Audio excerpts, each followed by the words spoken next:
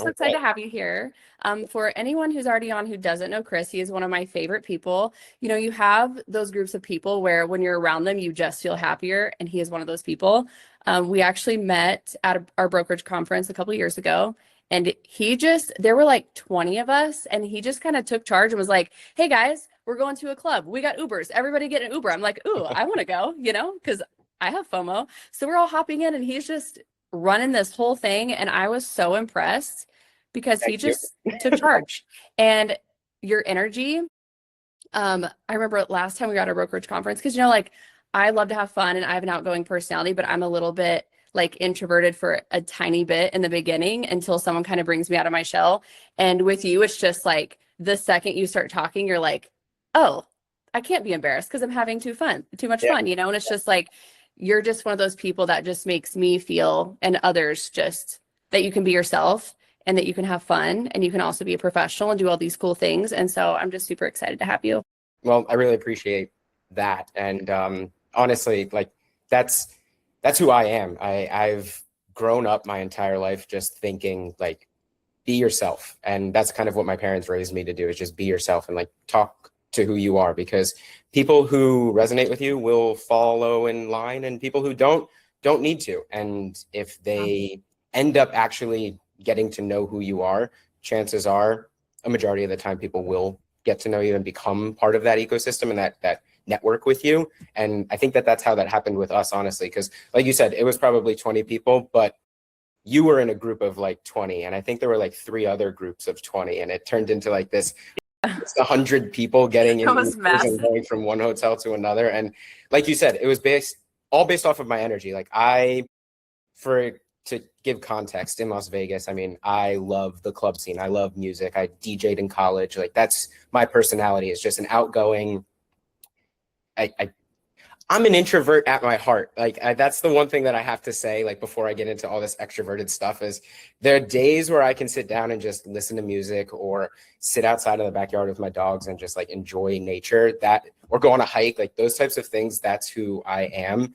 But I know that my personality of being an extrovert like this, like my hair being a little different than other people, I am the only one at this Further Together right now that has a hat on. So like just me being myself, I've recognized is how I translate into relationships with others, through work, through personal, through family, like all of that. And that's how we kind of got connected. And your whole circle out in Colorado kind of pulled me into your environment of what you've started with this ADHD realtor focus. Because honestly, Candace, I think I have ADHD. I've never been diagnosed, but I would agree with that. Oh my God. Like I recognize when you asked me to do this, my mind went into 17 different directions, and then I couldn't get anything organized on what I wanted to do.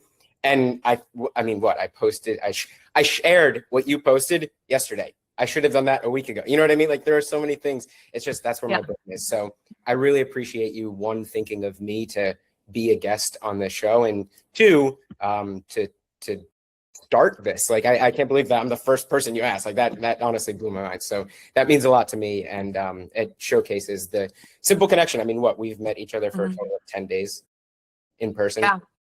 But like that time, and now we're like daily besties. Right? Literally. And what I will say with that is social media has definitely aided in nurturing that friendship, that business relationship. And that's definitely something that we'll talk about later on, and what I use in my business, because truthfully, the world we live in now, social media can be used in a variety of ways. And I saw Gary Vee say something the other day that social media is actually dead, and now it's informative media, and everybody is shifting to being informed about things. Because back in the day, we used to see on our feeds our friends' posts or friends of friends' posts. Now we see things that we're interested in. You know what I mean? So in order to maintain relationships with people that you may have been friends with, you have to remain interested in them. So it's like, it really rattled my brain yesterday, but I could go on a tangent right now, so I don't want to keep going. So you're in New Jersey. Yes. What is your kind of niche client? Like, who do you typically work with? So for me, New Jersey has such a widespread, the dynamic for me in my business is, if you've been to New Jersey, there are three sections. There's North Jersey, Central Jersey, and South Jersey. If you're from South Jersey, you'll say that there's only North and South Jersey, and that's a war with New Jersey. So I grew up in Central Jersey. There is a Central Jersey. All right. What I'll say is, my team leader, when I first started real estate back in 2021. So a little background, I got my license in 2016, went into property management for 5 years.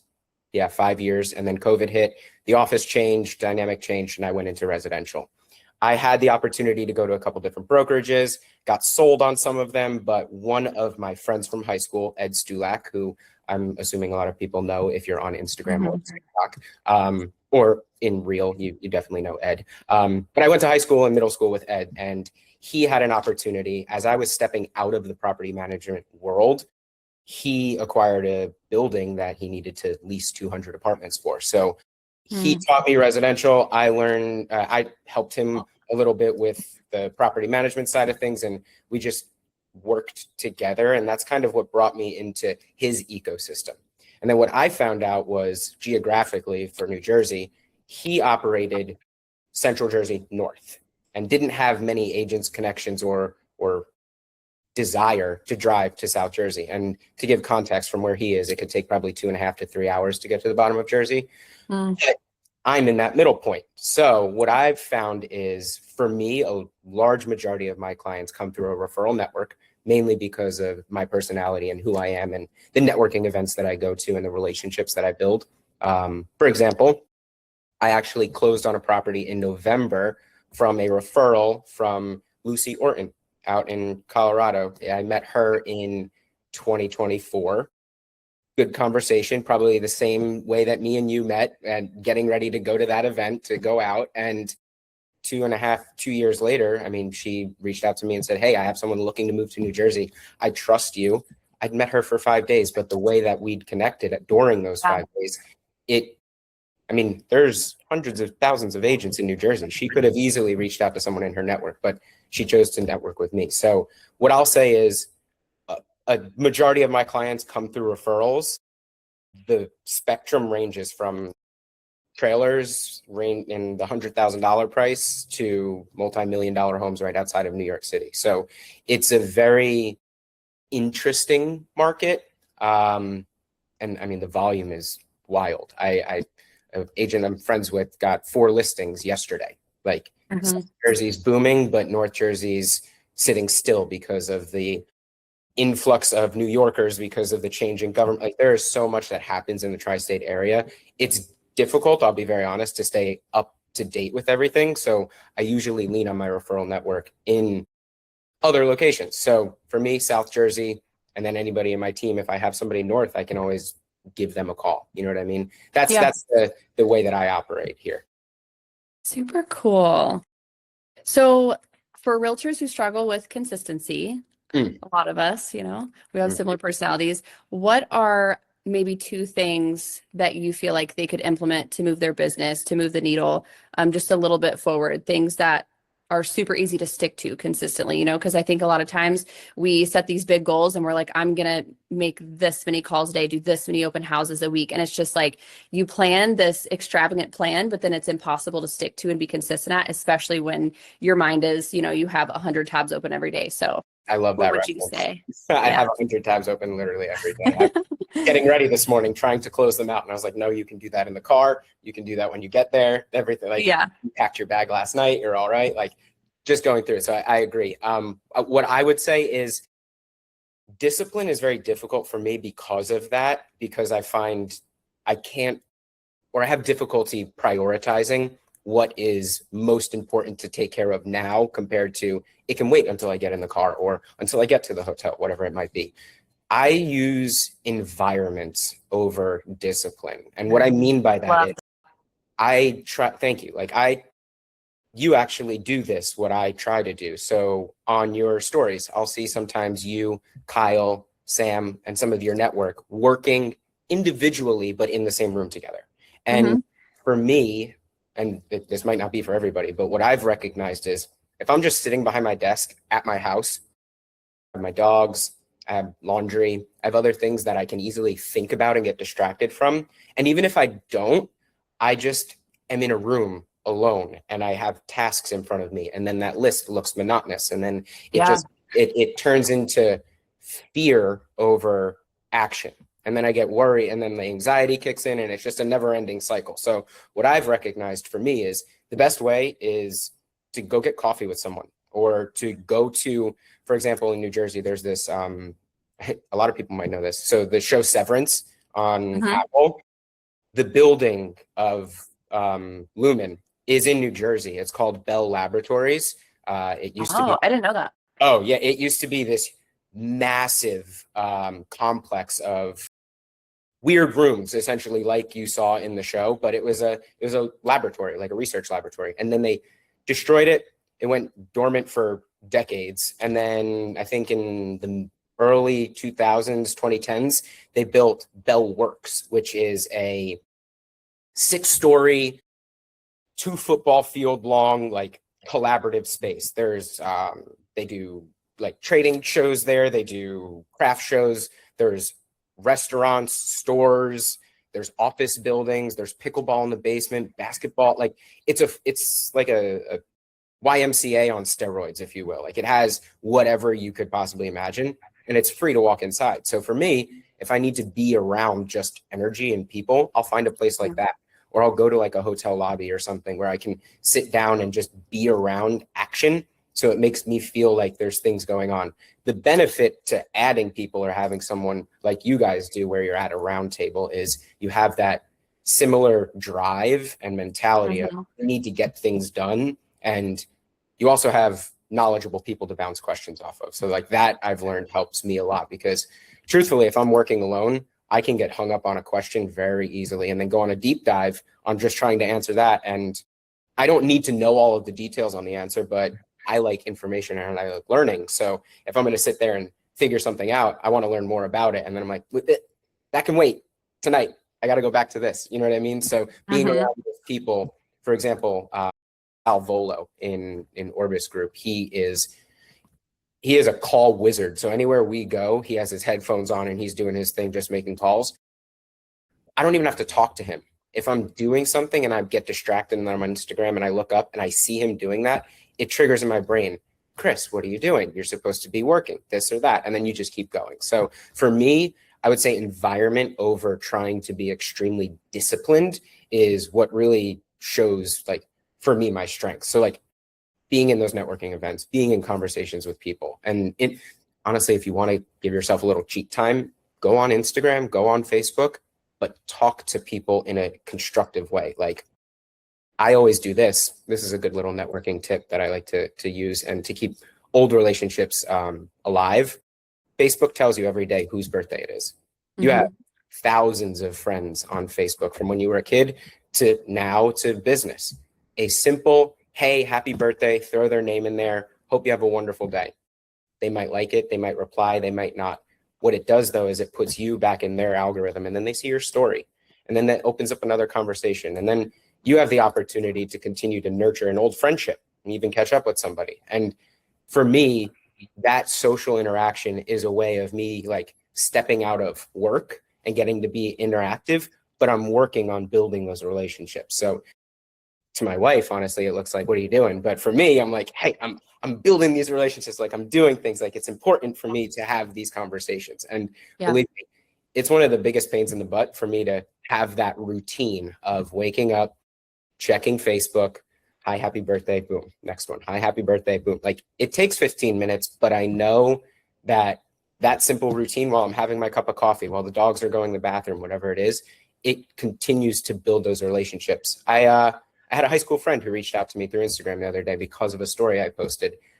Lives in Virginia, nothing to do with real estate, but just like mentioned like, hey, saw what you're doing, love what you're posting. I'll be in New Jersey in 2 weeks. Would love to catch up and grab like lunch. Never know. Maybe it's so true. It wasn't, but like that's the type of relationships that you need to continue to have, because when people see what you're doing, it subconsciously stays with them, especially if you build that relationship and you don't look at them as a dollar sign. You know what I mean? Yeah, for sure. Even like I'll have people that live out of state or past clients or whoever, like send me Alani new energy drink sales, and they'll be like, they don't even know if I like those flavors or not, but they'll be like, hey, saw this at Sam's Club, thought I'd share with you. And I just think it's the coolest thing, because I Yes. always say, like, to be known is to be loved, and people just know those little things about you. And so it's really cool whenever you receive that, and then also you give that back to people just through social media. And it really is crazy, because I feel like most of the people I'm really close to, I met through social media, or at least it developed the relationship through social media initially. Absolutely. Social media gives you that opportunity to nurture the friendship intentionally, or the relationship, the business relationship, whatever it might be, because there's that, like with a phone call or an email or a text message, there's that expectation, like I have to answer. I feel rude if I don't, or this or that. But with social media, you could comment on someone's story every single day and they might not answer you until one comment triggers them to be like, oh my God, thank you so much. I noticed the past month that you've been liking everything. I've just been busy, blah, blah, blah, blah, blah, blah, blah. But they see you interacting with them, and that consistently keeps you top of mind for them. You know what I mean? And I love social media for that reason, like just being able to continue to network that way. That's awesome. I love the environment thing too. It's so true. I cannot work at home unless I'm either on the phone with someone or with someone, because I'll do the same thing. Like I could sit there for 3 hours and just be doing almost nothing. But if I move myself into a different spot, and like you said, go get coffee or something, it's crazy how it just kind of awakens your brain. Oh yeah. I also read this, like movement changes the way your brain operates, and like the chemical makeup of your brain. Like a 15-minute walk will start parts of your brain that will take hours for you to even get going, if they even do, just from sitting down. Like for example, right now, I don't have a choice, but I'm standing for this call. And I have a standing desk at home, or one of the ones that like goes up and down, because I want that like ability to get up, to move. Like I operate better when I'm standing and I'm in motion. And that's what I've recognized. And it allows you to, yes, my mind opens up and there's more thoughts that come in. But once I've gotten into a rhythm of what it is that I'm doing in that day, then I'm better at filtering what I need to focus on and what I don't. Like you said, you can get distracted sitting there for 3 hours very easily. When I'm walking and I'm moving, like topics come in, they get thought about and then passed on. You know what I mean? Yeah, 100%. And it goes to show I'm really big on triggers for things. Like we have good triggers, we have bad triggers.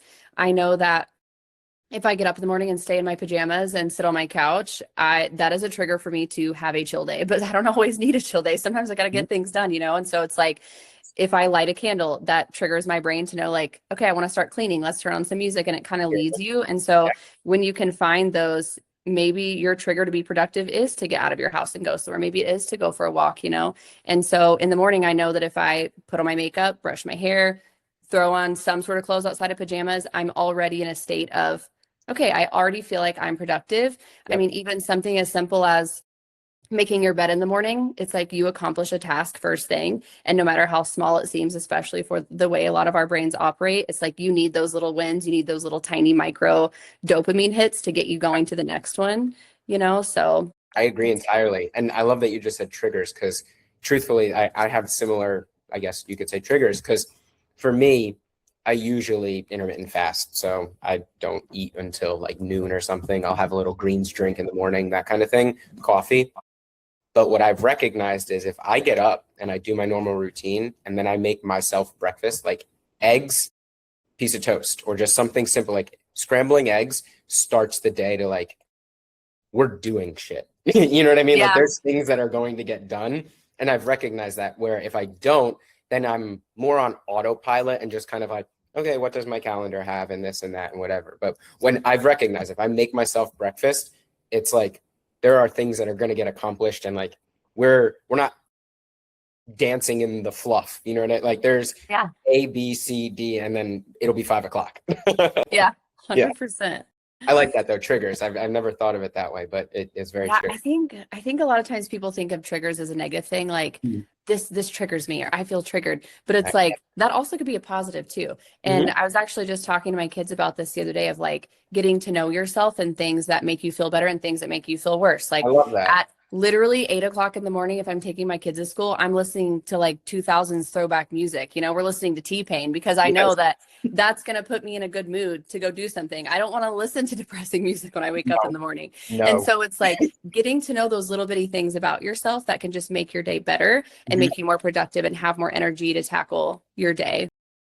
I'm right there Yeah. with you. Like Yeah. music, and I'm glad that you just said music too, because music is 100%. Music is life. It is. I eat, sleep, and breathe music, but what our brain recognizes with music is the rhythms and the actual like beats per minute and the way that your heart rate syncs up with things. And like, truthfully, I use music for everything. So like, if I wasn't on this call right now and I was doing work, I'd have some sort of like melodic piano, Olivia Dean style music in the Mhm. background to where it's peaceful and my brain can listen to the lyrics, tune out the lyrics, whatever it needs to do. But the rhythm is keeping me in a flow state. Once I Yeah. get towards the end of my day, we're over to Fred again. We're over to the house music. Like the beats are up. Like I'm standing definitely. Like we're getting the day. Things are done. We're good. You know what I mean? So for me, I agree entirely. Like that's one thing I would highly recommend if people don't already do. Use music in an intentional way. Like when I go to sleep, I'll put on sound baths or like there's an app I have. I forget what it's called.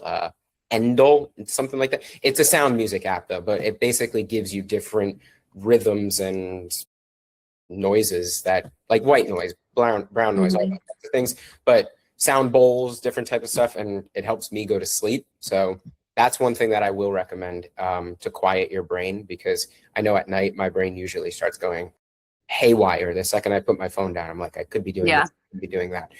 Those sounds are a trigger for my body to then say, hey, calm down. And there's no more, the dogs went to the bathroom, you've brushed your teeth, like lay down and go to sleep. Yeah. It's Yeah. so true.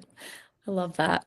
So a lot of agents with ADHD Mm. get stuck in overthinking or perfectionism.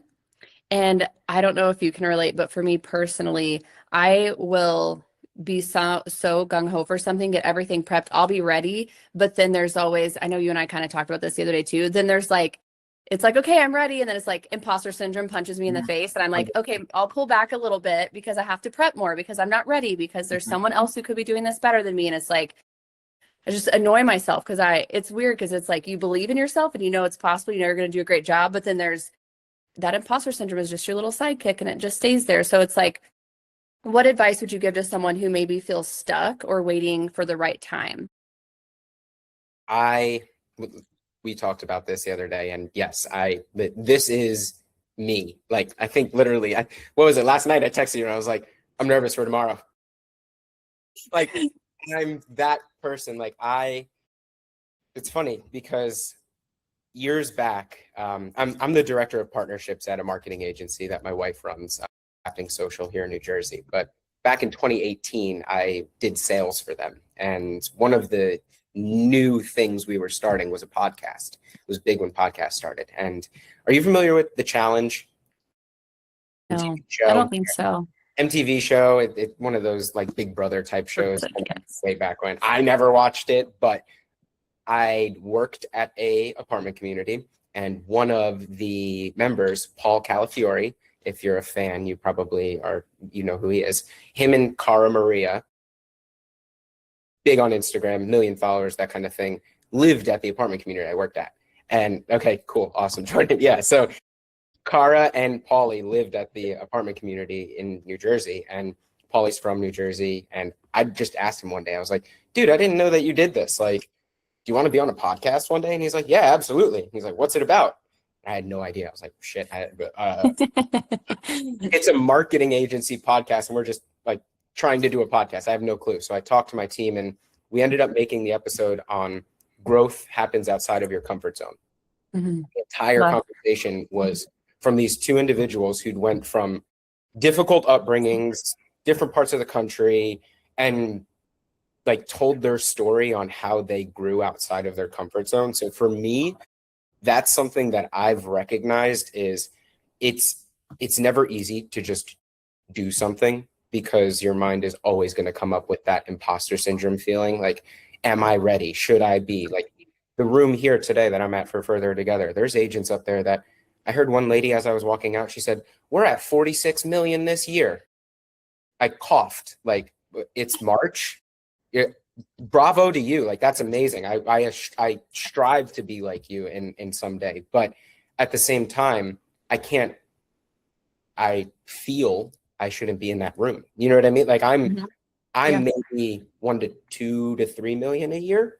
So we're not anywhere near the same caliber of agent, but at the same time, that's the reason I continue to grow and level up in my personal and my business, is because you have to be that small voice in the room. You have to feel like that imposter syndrome, because that's what makes you grow. When you're outside of your comfort zone, you actually can see growth and change. And you might be sweating through every shirt you're wearing while you're in that room, but when you walk out of there, you feel 10 times better. It's like going to the workout class. You don't want to get up at 5 a.m. to go do heated Pilates, but guess what?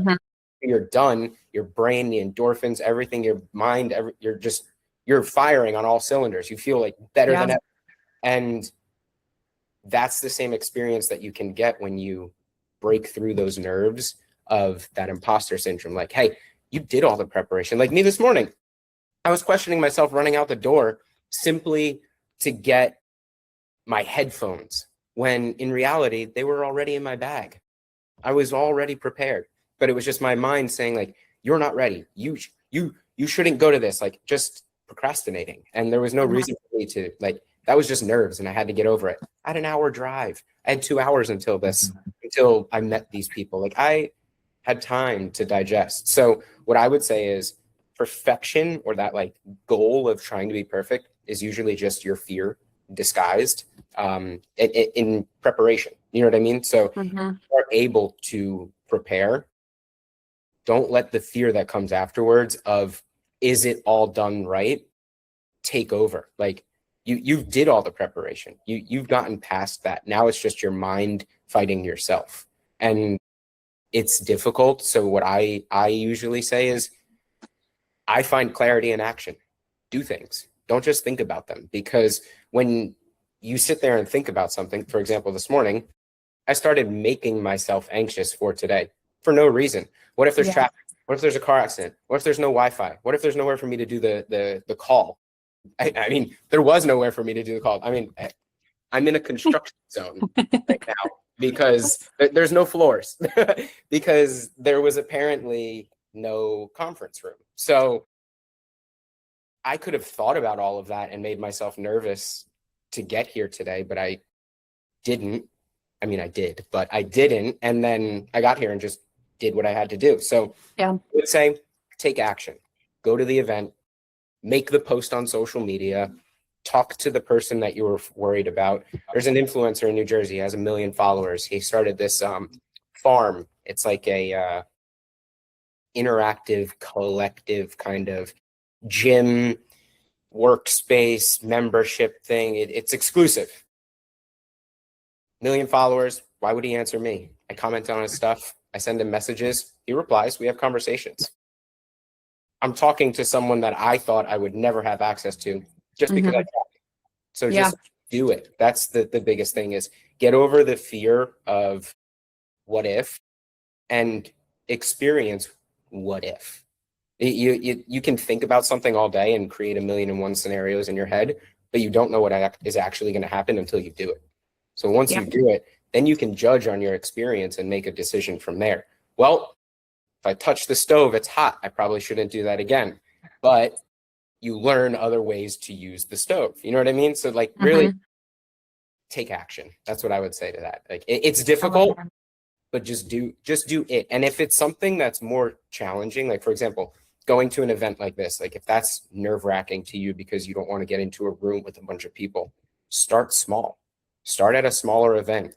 Go to a networking event, real estate, business, your local chamber of commerce, something where there's strangers that you can have a conversation with, and just start talking to them. Ask them questions. Like, be involved in yourself, so that way you can then use what you learn in those rooms to improve yourself in your personal and your business, because that's what I've recognized is the more people I'm able to talk to, the more you learn about yourself, kind of like how you were saying for your children, like learn who you are, because That's how you know to operate best, is when you can understand yourself. If I miss yoga every Tuesday, I know the rest of my week is shit because my body doesn't feel right. My mind isn't in the same place. So for me, that little thing of an hour of yoga on Tuesday night is what sets me up for the rest of the week. So know yourself and then step outside of that comfort zone a little bit, because you can always come back to it. The pajamas are still there. You can go home. You can have the glass of wine. You know what I mean? Like you can snuggle up and put a movie on and get back into your introverted self if that's who you are. But step out of your comfort zone and do something that you normally wouldn't. That's what I would say. I love that. Thank you. I think one of my favorite phrases, which I don't even know how this become one of my favorites. I think maybe because I've been saying it so much lately, is just like, it's not that serious. I've Mm, said that to myself, to my kids, literally to my friends. I'm just like, I love that. it's not that, nothing is really that serious, you know? And so it's like, I was reminding myself after my and your conversation, whenever I was expressing to you like my imposter syndrome, and it's like, at the end of the day, like you said, the pajamas are still there. And if you need to decompress, maybe you embarrassed yourself, maybe it didn't go as planned or whatever. But like at the end of the day, it's not that serious. And it's like most of the people who have opinions about what you do anyway are just sitting on their couch all day, every day in their pajamas. So it's like, the people who Board are, warriors. yes, it's like the people. And I think that's a part of it too, is like having people in your corner who are cheerleaders, even if you do fall on your face or if you are nervous, or it's just like, you know, me and you were talking yesterday and you talked about being a little nervous and I was too. And I'm just like, you know, we're going to do great. Why You're not? going to be Yeah. amazing. You're going Yeah. to have so much value to share. I'm excited to have you, all those things. But it's like when you have people in your corner who remind you that maybe your fears are even a little bit silly sometimes, because it's like, duh, I see how capable you are. Open your eyeballs, and it's like Yep. having those people to remind you of that is super special too. So I love that I have you as I my love that cheerleader. quote And too. yeah, Like what you just said is it's not that serious. Like yeah. me and my wife, we have something. Everything is figure outable. Mm-hmm. Period. End of the day, like you can figure it out. Like it's gonna happen. Worse shit's happened in people's lives. Worse things are gonna happen. Like figure it out. Keep moving forward. My favorite quote, since you brought yours up, is what was it? Teddy Roosevelt. That's who said it. Comparison is the thief of joy. Mm-hmm. It's the greatest way to live your life. Like there are agents up there who make $45 million in 3 months. I could make myself feel like shit because of that, because I'm in no way comparable. Or I could use that as a piece of education and learn Mm-hmm. and grow from there. So I resonate with that entirely. So yeah. Yeah, it's so true. It's so different whenever you put yourself in a mindset of, okay, they're doing this, that means it's possible, and I'm in the same room as them, so I'm obviously supposed to be here. Why not? It's just a matter Yeah. of it's a matter of action at that point then. Yeah. Stop thinking about it and start doing things. Reach out to people, go to these events, have the conversations, because they don't know you and you don't know them until you actually let them get to know you. That's one thing I'll say is when you meet people, learn about them, become an asset, become a valuable relationship or person in their life, whether it's business or personal related, because that's what people remember. I learned that in school and like growing up, going to school for hospitality, and just like that being my background, is people remember an experience and how you felt, how you made them feel over what you said to them. Yeah. So at the end of the day, if you're able to make that connection, be personable about it. Don't look at people as dollar signs or business. Like Mhm. granted, they may be business, they might bring you business, but if you look at them that way, they're going to feel that. They're going to understand that, especially in the world we live in nowadays with all the AI and fake things and this and that and the other. Like authenticity is so key in this world, because if you talk to somebody and they see right through you and you're just another salesman, or you're just another person trying to cold call them in a networking event right in front of them, hi, I need your business card, nice to meet you, that kind of, like, you are just another business card to them. You want to be remembered as a person, as a relationship, as a fun conversation, as, oh my god, the guy wearing the white hat, you know what I mean? So like, Mhm. that's what I could say. Yeah, I love that. Thank you. Yeah. So with someone like you, who thrives on creativity, connection, the high energy, that kind of thing, but maybe you struggle with repetitive tasks, what would you say your lead generation strategy is that's super simple, that's something that works for you? I know you said that you have pretty much like a referral based business. So how do you maintain that whenever it's hard to kind of do the ins and outs of the little daily mundane things? So that is quite literally the most difficult part, I would say, of my business is those little daily mundane things. Like I mentioned earlier, the Facebook birthdays, replying to people on Instagram. I couldn't tell you how many inbox messages I have that are like, you need to answer this. It was 3 days ago, but like I just can't get to it because I have 200 text messages. It's like, you know what I mean? And that comes back to the priority of like what needs to get done first. Yeah. For me, one thing I will say that helps me organize my life, at least in Instagram, this just came to mind. If you go into your messages, there's the regular and then there's the general. I move any business-oriented conversation into general. And then you can also tag conversations. And I tag them as lead.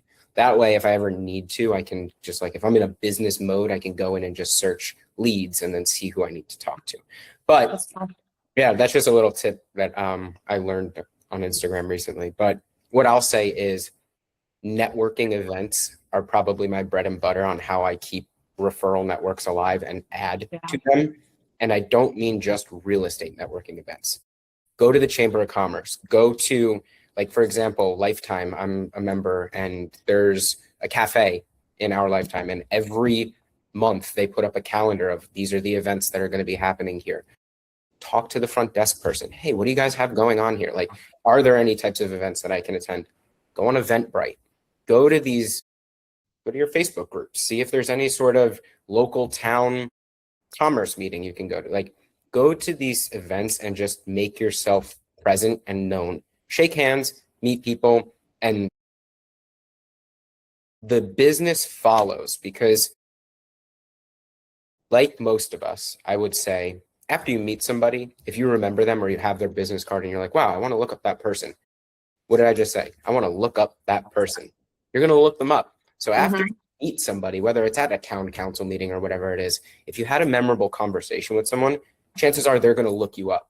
And when they look you up, if you're present online with your Facebook, with social media, with your website, with your Google reviews, with whatever it might be, they're going to see that. And then it's going to validate credibility for you. They met you, they know who you are, they understand you. And now you've been doing this. This is what you do. So that it just connects the story and makes you a valuable connection for them, opposed to just another business card that they met at an event. What I will say, and I love doing this, and it's something that's very challenging. Ed challenged me to it, but it works. So I do it. When you're at an event, you collect all these business cards, you collect all this information and all these people, right? When you go home, do you follow up with them? Majority of the time you have other shit to do the next day and you don't even think about it. Business cards get thrown in your drawer. I make it a practice, and it is one of the difficult things, like the Facebook birthdays, like the responses on Instagram, but I make sure that each person I send a video message to the day after. That's a great idea. 24 hours after we met. Simple face selfie mode. Hey, Mike, nice to meet you. It was awesome seeing you at X, Y, and Z event. Would love to get connected and have coffee sometime, yada, yada, yada, whatever. Don't talk about business unless you talked about business, but just, hey, remember you, you remember me. Here's a line of communication. Talk to me whenever you need to. Your face, it shows you took time. It's not a copy and paste text message because not everyone's Mike and not everybody has the same business. And you can see that I remember who you are and what our conversation was about. It lands that this is a real person, not just somebody looking to make money off of me. Nobody wants to be another business transaction. They want to make relationships and build their business as well. So that's how I look at the follow-up section. Something that I've recently started to implement is when I'm at these networking events, I don't look for random people to talk to.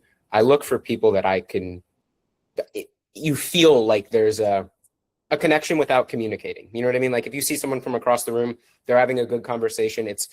It looks like something you can get involved in, go for it. Like I don't try and talk to every single person because then you become that business card. Like, oh, everybody Mm-hmm. got his card. There's 6 of them on the ground. There's no reason to talk to that guy. But Yeah. I look for people to make meaningful conversations with. And after I do, if they're open to it, I always take a selfie with them. And then I send them that selfie because now they're going to remember what I look like from the time when they met me and vice versa. And I'll be honest, those events, you meet so many damn people, I can barely put a face to a name. So it helps me. It's like my cheat code, but also at the time, it puts my face in front of you again. Then I send you my digital business card with my face, and then you get that video the next day. And then you're looking at it like, oh my God, yeah, Chris, great. I remember him. Yeah. Hopefully, you see me on Instagram, you start to follow me on Facebook, the whole ecosystem kind of continues. And that's how I would say I maintain and build my referral network most efficiently. Obviously through agent, and do this with transactions. That's something that a lot of agents don't think to do. On the other side of that transaction is another realtor, and they have probably a similar system or fear or network that you do. And if they don't, that's an untapped market. Go be their friend, go meet them, go get coffee with them, go to the events they're going to. There's 20 to 40 people in a room that you've never even spoken to. That expands your network. So continue to make those conversations. People look at agents sometimes as like the opposition on the other side, like, haha, better deal or whatever. This is a collaborative business. Like, it can feel lonely out there. I don't know if you know this about me, Candace, but I grew up playing sports, like team sports though. Sport like soccer, baseball, football, like things that you needed to rely on a team for. When I got into high school, I started swimming and diving, and it's a very lonely sport because your score is based on you. What I've recognized is real estate's very similar to that. You, as a human, crave the team support of things because there's that organization feel to it, but you're out there on your own. So what I do is I try to create those environments to where I'm in a team feeling dynamic, having to be in a team. 100%. I'm totally the same way. I feel like I have gotten so much closer with solo agents or, like micro teams or whatever, like more so than when I was on a team myself. It's like, because you're all forcing yourself to get out there and be collaborative. And I love that you touched on the networking events. I think those are huge. I totally agree with you. And I love the video because if you think of the flip side too, like when we just went to Rise this past, what was it, November? I got one email from an agent saying like, hey, it was so great to meet you, so that she had sent out to everyone. Yeah. But that was the only one I had gotten. And so it's like, when you think about it too, no one else is doing that. So you're not competing with, you're doing your own thing. Being on the video for one video is already going, above and beyond. But then it's like, no one else is doing anything, maybe one person. So comparable. So I love that idea. And what's really fun, I love that you just said that someone from Rise reached out to you because that happened to me a couple of days ago. There's an agent up here. His name's Andy Chang. Would never have remembered that until I got a text message from him. And it was a random number because I don't have his number, but we met at Rise. It's a simple text that he definitely copy and pasted, which is no problem because attached to it was a video. And the video was, do you mind if I play it for you? No, that's fine. I think this is because it made me, I literally texted my media team after and said, guys, I want to make this because I need to do this. And I have literally a stack of business cards. And I'm like, I should have followed up with so many people. And the same thing with Rise, like that whole, I have over 200 contacts that email, phone number, everything, and never did a damn thing with them. Yeah. Real quick, this is. Hi, you're seeing this video, and sadly, the inevitable has happened. I met you at a networking event, a real estate conference, or maybe even on one of our deals. You gave me one of these. Oh no. Never reached out to you. That's why this message is going to you. This is your agent, Agent Kyle Chang. If you gave me one of your business cards, I thank you so much, and I hope that we can work together in the future. So simple. That is good. That's really made me laugh just like you laughed. Yeah, that's hilarious. It's like, wait a minute, a video from a random number, huh? And then it almost causes you to look at it like, spam, yes, no. But then when you get that bubble that pops up, you're like, oh, I remember that guy's face. And then play, and it's that. I'm like, Kyle, phenomenal. Not New York. I need something. I know, I at least know Kyle Cheng. You know what I mean? So Yeah. video, it's like that whole, such a small world. I was driving in this morning, sitting in traffic, and I saw on Instagram the MTV like shutdown thing and all that, like a history post about it. And the first video ever launched on MTV was the song Video Killed the Radio Star. And I think about that in the world today. Like, we have super powerful video cameras in our hands, and people are afraid to send a picture, let alone why do we do these types of calls? Because you can see me, hear me, and understand the interaction and see me as a person, opposed to words on a page. Yeah. So why not use that in your business? It's nerve-wracking, but guess what? The person who you're going to meet at the listing appointment, the showing, the event, they're going to see you and talk to you. Why are you afraid to show them who you are before you get there? It only makes the entry to conversation that much easier. I was thinking about this the other day. I had my dryer broke and the computer stopped working on it, and the thing just kept tumbling. I woke up and it was just spinning. Nothing on, just spinning. Unplug it, plug it in, just spin. So I called a mechanic, sent him my business card, do the whole thing. He never sent me a business card. I don't know what he looks like, this, that, the other. I don't know who's coming. But had he sent me something simple, I would have at least known his face, and it would have made me feel more confident. I could be in the shower and my wife could answer the door, or I could be home alone and not have to worry. You know what I mean? So just showing who you are lets down a wall of resistance, I guess you could say. But when you turn that into a video, they know you almost. It's like, why do we resonate with people we watch and listen to podcasts on? Like, I'll say this, I feel like I know Joe Rogan better than Joe Rogan knows Joe Rogan, because I listen to and see him in his interaction. So you know what I mean? So send your authentic self to whoever it is you're looking to communicate with, because that authenticity will bleed through and they will definitely resonate with that. So cool. I love that. That's perfect. Okay, so if an ADHD agent left the call today and they could only implement one change this week that would improve their business, what would be your suggestion? I mean, there are so many things that we talked about, and put yourself in a room with people you don't know. Plain and simple. Like, you don't need a pitch. You don't need to like go in there and like, oh God, it's Chamber of Commerce. I don't know anything about Chamber of Commerce, or I've never been to a municipal meeting ever. Like, okay, so have maybe some of the other people in the room.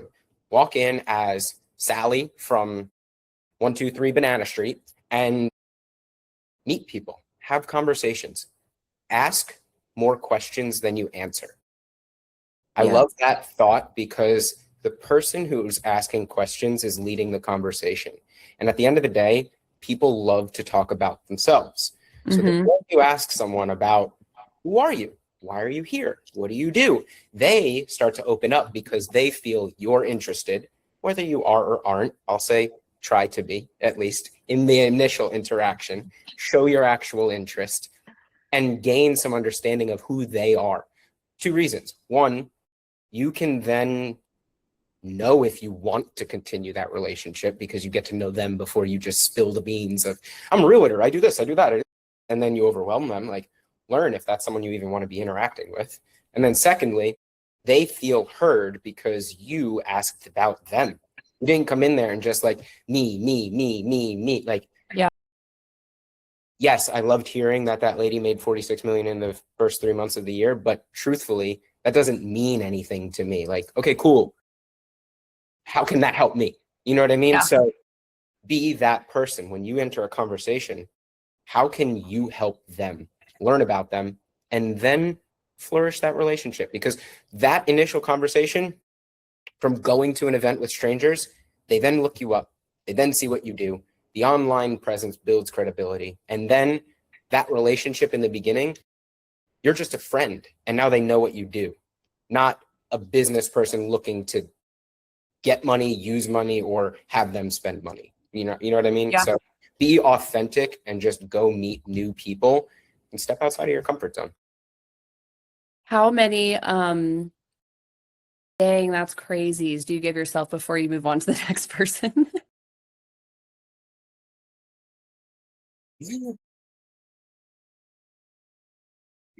What do you mean? Like, just like with Like, you know, you're talking to someone at a networking event. You're like, I think I like this person. You start talking, but what if they go on this tangent and you're just like, wow, that's crazy. And you say it 5 times. How many more do you give yourself No, I before get you? it. At that point, it's, hey, I'm gonna go grab a drink and And then you like, mosey it was on. so nice meeting you. I have to go. You look for an exit at that point.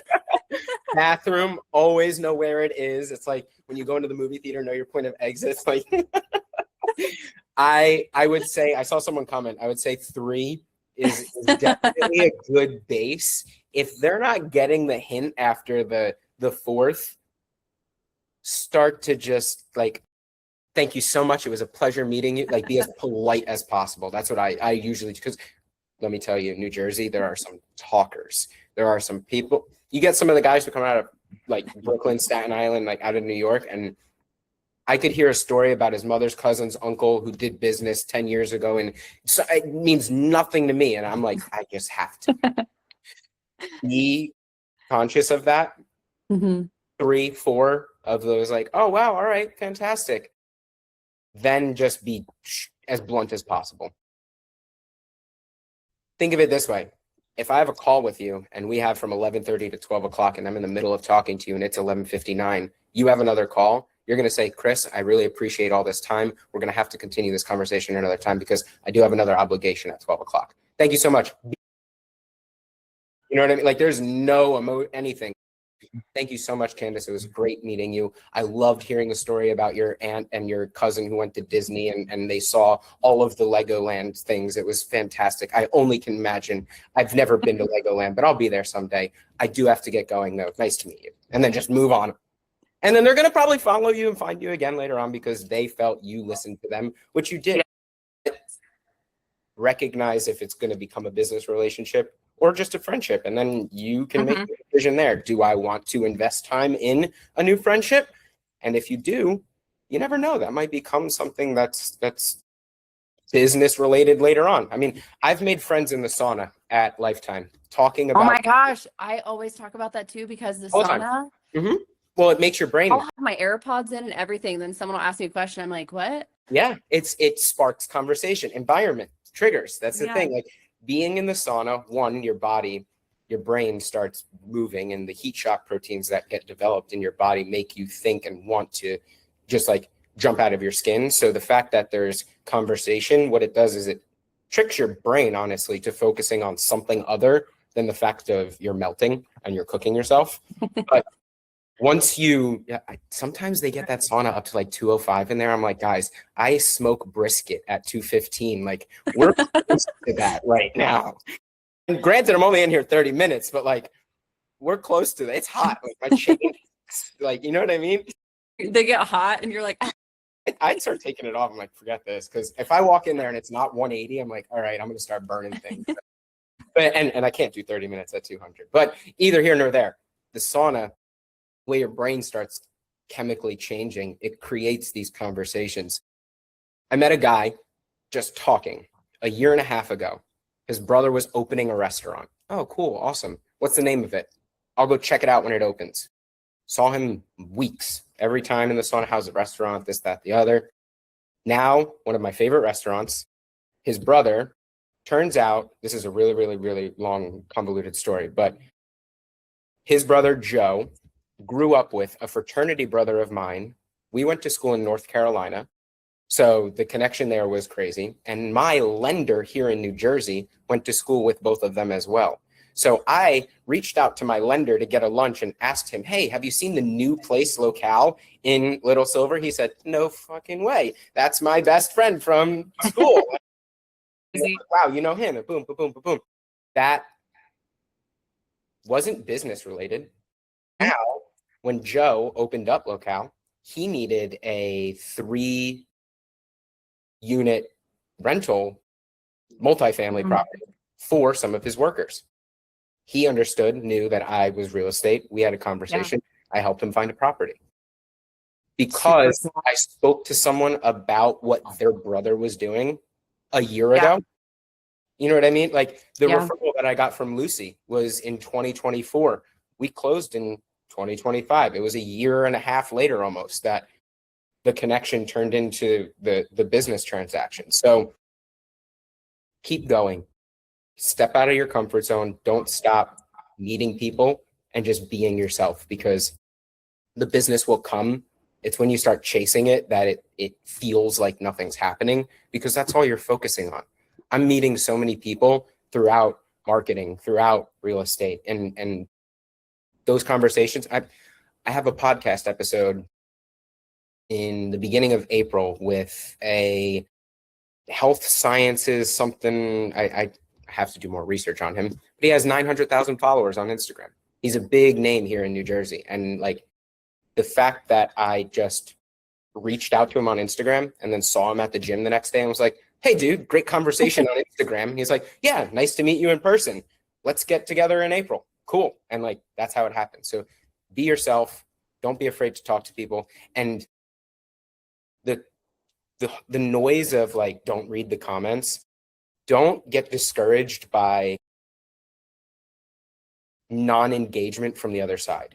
Not everybody has the mentality. Like, think of people, or at least this is how I do. People don't look to engage with you. You look to engage with them because you're showing who you are. A lot of people are afraid to do this. No one's going to send the video because they don't want to send the video. But when you send the video, it helps you grow. It shows them who you are. And even like, it's not my intention to, but it shows that you're not afraid to just have a conversation, send a video, talk to someone. Like the worst thing they could do is say no. Okay, they don't answer you. Whoop-de-doo. You keep moving forward. And then you see something else of theirs and you comment on it again. Eventually, they're either going to reply or they don't. And if they don't, you're just learning more about them, not yourself. Doesn't mean anything about you. It's fear is what I've recognized keeps me from taking action. But once I put one foot in front of the other, it just happens. Cook the eggs in the morning because the day's going to go great. You know what I mean? Yeah. Cook the eggs. Have you read Eat That Frog by Brian Tracy? I was just going to say, I've seen that. Now we have a new one. Instead of eating the frog, we're cooking the eggs. Cook the eggs. Make those eggs in the morning, baby. Love it. Well, do you have anything that you'd like to share? Final thoughts, and then we'll move on to questions. Final thoughts. I would say, no, I touched on pretty much everything that I really that was super valuable. Thank you. I appreciate that. Like truly just be yourself. That's what I would say. Like I've recognized that there are so many people out there in the world that have businesses, especially in real estate, that don't look the same. Your business doesn't look anything like mine or Kyle's, or well, yours and Kyle's kind of a little with the pink, but other than that, like there's nothing, you know what I'm saying? I had to pick on him a little. I want him to be the proctor for Rise, by the way. So you need to get me one of those shirts. Yeah. I need one of those shirts. Anyway, what I would say is though, be yourself through and through, in person, online, everything, because building your business around your personality brings the people to you that you want to work with and that you will work well with. There are people my cousin, for example, bought a house. Didn't help him. His choice, not mine. But there's a reason for it. And whether I saw it as a positive or a negative, there was a reason for it and it kept me moving forward. So be authentically yourself. Like, do you know Pip here in New Jersey? No, I don't. JFK Living. He is one of the, like, I think he won top micro team or something like that at whatever. Oh, okay. He and his husband, Jeremiah, are authentically themselves through and through. Their brand is who they are, and either you resonate with them or you don't. But they're one of the top teams in New Jersey. You know what I mean? So just be who you are. You don't have to be a suit. You don't have to wear the jacket, the blazer, and do the whole with your binder and your present. Like, just be you and read the person that you're going to be interacting with. That's one thing that I didn't touch on during our chat today. yes, ask questions and get to know who they are, but read them. Just how you asked, how many, oh, fantastic, well, that was really good. Like, how many of those are coming to you? Because maybe they don't want to be in that conversation with you. And that just tells you something very early on about if it was a worthwhile conversation to have with them or not. So to just be observant. Love it. Yeah. Reading the room is a very important skill. Oh my God, it is one of the most difficult ones, but one of the most important, because you can come in as the clown and be looked at as the clown, or you can come in as the clown and everybody wants to then have a balloon animal made for them. You know what I mean? So Yeah, it's so one true. or the other. I love that. That is so perfect and so true. That was off the top of my head. So Well, thank you so much for all of that.